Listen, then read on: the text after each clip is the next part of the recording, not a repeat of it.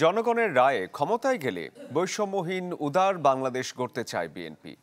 রাজধানীর আগারগাঁওয়ে মতবিনিময় সভায় কথা বলেন বিএনপির ভারপ্রাপ্ত চেয়ারম্যান তারেক রহমান।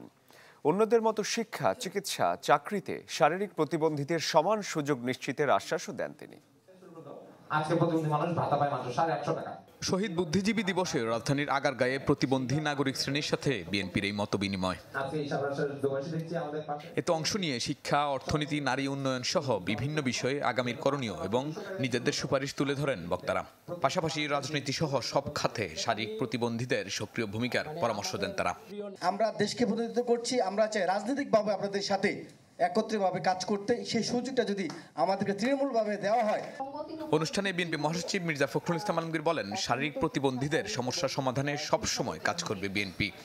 আমরা আপনাদের যে সমস্ত সমস্যাগুলোর কথা বললেন, আপনাদের সেগুলোকে চিহ্নিত করে ভবিষ্যতে আমরা সুযোগ পেলে অবশ্যই সেগুলো সমাধানের জন্য আমরা আপ্রাণ চেষ্টা করব। প্রধান অতিথির বক্তব্যে বিএনপির ভারপ্রাপ্ত চেয়ারম্যান তারেক রহমান বলেন, বিগত সরকারের সময় শারীরিক প্রতিবন্ধীরা নানা বৈষম্যের শিকার হয়েছেন। প্রতিশ্রুতি দেন আগামীতে বৈষম্যহীন উদার বাংলাদেশ গড়ে তুলবে বিএনপি। গত 16 বছর ধরে আমরা এমন একটি বাংলাদেশে বসবাস করেছি যেখানে আমাদের প্রাপ্য নাগরিক অধিকার বা স্বাধীনতা একে একে কেড়ে নেওয়া হয়েছে। সমাজের প্রতিটি শ্রেণী ও পেশার মানুষ রাষ্ট্রীয় সহায়তা থেকে হয়েছেন বঞ্চিত, এবং আপনারাও তার ব্যতিক্রম নন। এই বাস্তবতায় আপনারা একা নন।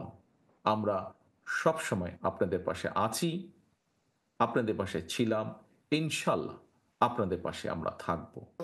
শারীরিক প্রতিবন্ধীদের চাকরি সহ সব ক্ষেত্রে সমান সুযোগ নিশ্চিতের কথাও জানান তারেক রহমান। আমরা সবাই মিলে একটি গণতান্ত্রিক বাংলাদেশ গড়ে তুলি, যার শাহনেওয়াজ বাবলু, চ্যানেল 24, ঢাকা। মুক্তিমূলক বছর শেষের খুশি নগদে হবে বেশি। নগদ পেমেন্টে নির্দিষ্ট ক্যাটাগরির কেনাকাটায় 300 টাকা পর্যন্ত ক্যাশব্যাক।